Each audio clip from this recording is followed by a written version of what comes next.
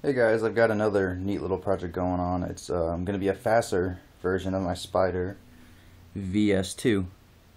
Fasor stands for Forward Air Spring Operated Return, and this is basically the guts of the Fasor. Air goes in through the fitting and will ram forward, smack into the valve, which is located right about here, and then open the valve and let air flow through the bolt.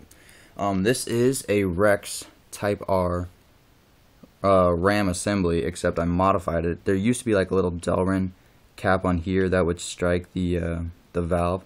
What I did is I took that out, drilled through, and tapped it for a 1/4 threaded nut or bolt here. And the head of this bolt here fits perfectly into the spring for the Rex Type R. Man, it's difficult to do with one hand. Alright, there we go. It fits on there, but won't slide past the head of the nut, or the screw there. So it can compress like so. So, I'm gonna go ahead and assemble this for you. So, here's the rear of the gun. We're gonna drop the spring in, back. We're gonna drop the whole assembly, ram and ram sleeve and all. If you look in the bottom there, you can see that the spring is lined up on the head of that screw perfectly. There we go. Okay. Now here's the top, and not a real good way to get. Okay, there you can see that. I'm gonna line up the hole so that it's directly up. There you go, you can see that, and then I'm going to take the bolt, slide it in the top, and we're going to go ahead and snap the, oh, here, another cool feature is I had to basically shave down the end of the bolt pin here so that would fit into the Rex Type R ram. So, yep. Let's try this again. And this is really hard to do with one hand on camera too, so I'm sorry if it'll take me a few tries. It's hard enough to do normally. Alright, so we gotta line this up perfectly with the Type R ram.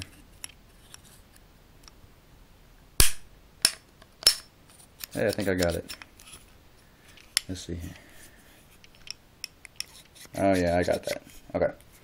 Now, this is the Rex Type R bolt pin, or like the retention pin, but normally it wouldn't have this hole drilled through it. It's not focusing there. It wouldn't have that hole drilled through it, so I had to drill this really tiny hole, and it actually went through really straight. It was really tough lining that up on the drill press, but I did get it, and then I had to drill a hole through the body here. So now, I'll let you see. Yeah, you can see through it now. And there's like this sort of groove cut out in the back of the ram assembly. There, that little groove right there. And then the pin just sits right in there.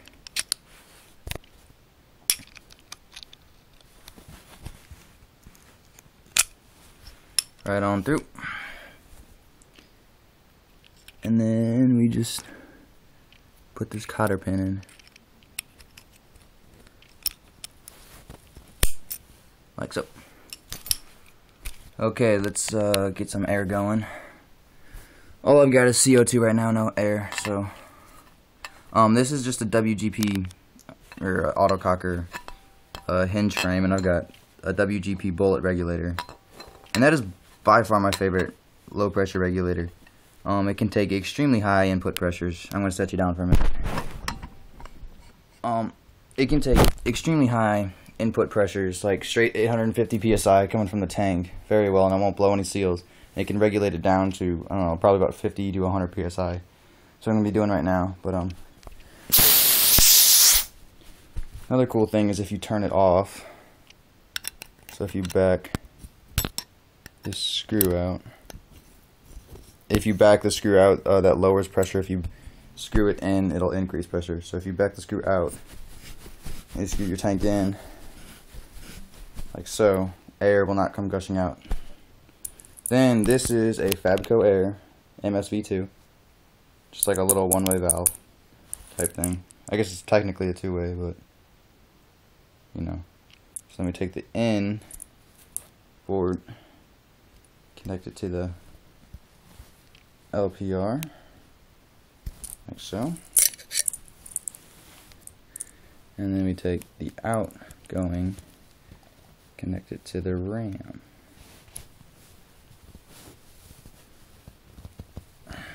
Here we go.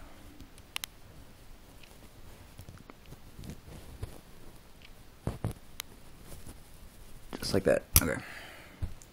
Now, if we turn on the air,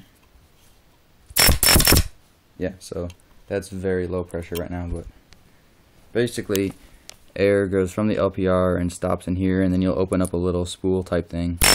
Air will flow through, and that allows the Fasor ram, if you look on the bottom, right there, there we go.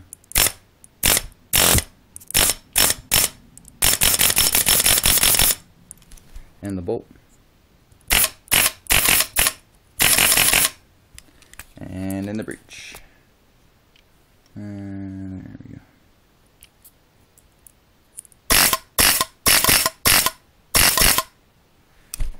As you can hear, it's making a little bit of a burping sound, and that's just because it's bouncing off the valve and then like sort of bouncing back and forth between the ram sleeve and the valve. But if there was air in the valve, it'd be a lot stiffer, and I don't think it'll have that burping problem. But I haven't tested that yet. That's the next step. But right now it works fairly well. Oh man, I'm running out of air. But yeah, here. Let me grab a little bit of paint.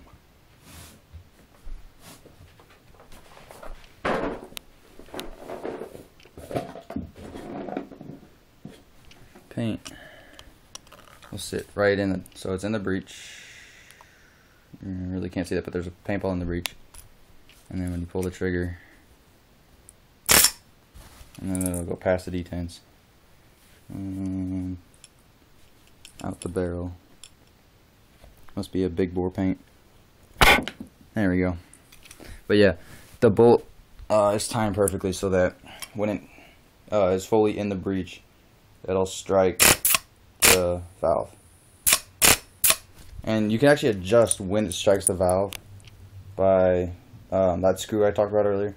By backing that out or tightening that up a little bit, you can actually adjust when it'll hit the valve, so like how far the bolt will be in the breech.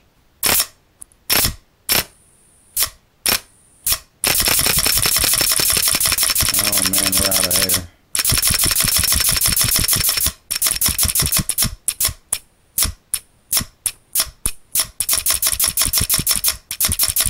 Alright, well, this is part one. My next video will probably be when it's up and running.